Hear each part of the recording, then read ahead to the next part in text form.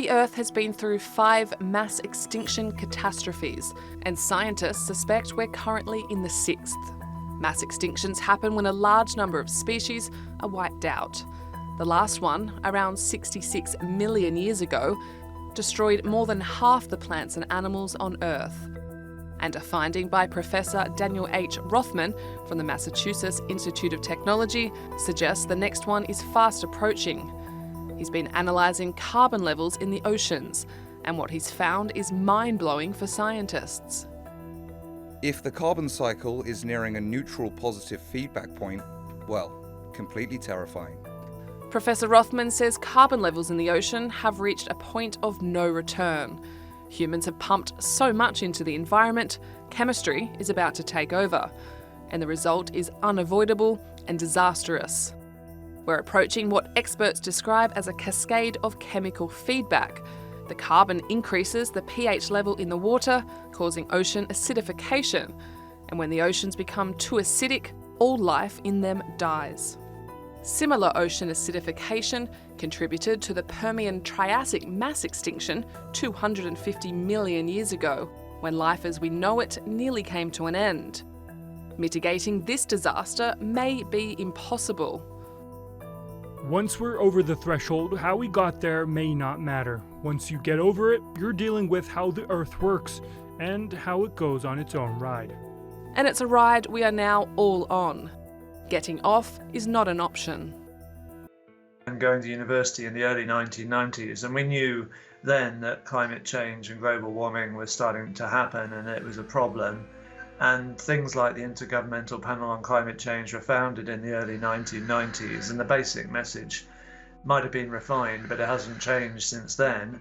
And yet we've let the kind of global emissions of greenhouse gases at least double, I think, since I was aware of this problem earlier in my life.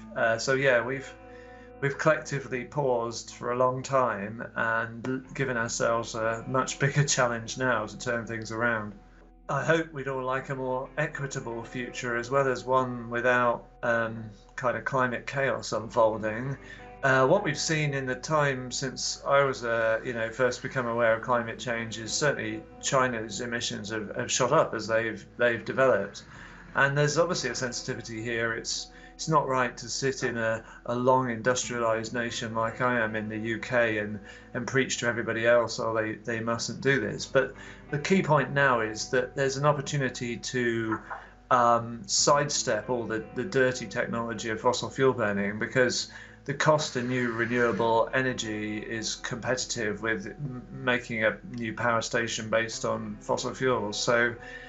And we're seeing a big uptake of electric vehicles, at least in the rich world. So the technology situation is different now anyway, and really countries that haven't had a chance to develop along the path that some of us have a different opportunity to develop along a path powered by renewable energy that's going to be a much more sustainable and flourishing one. We want to avoid turning the carbon cycle, as we call it, from being our friend, which takes up at least half of our emissions every year, into being our enemy. And we've still got time to avoid that tipping point if it exists, but it means decisive action now. And there are a few other tipping points in the climate where they're necessarily uncertain, but we haven't hit them yet. So there's a lot to play for to try and restrict the extent of global warming to try to avoid those tipping points. If we just tell the rest of the world that the apocalypse is coming, it's not necessarily going to motivate action. We need to partner that message with, if we're going to avoid the worst, we need to tip some positive, transformative change in societies. And we have the technology and hopefully the will, and hopefully some of the political structures to do that. So I think the crucial messaging thing is balancing a message of jeopardy, which could lead to kind of despair in the audience, with a message of hope that there is a way we can transform. But kind of transformative change is the only option now, because we left it too late for incremental change.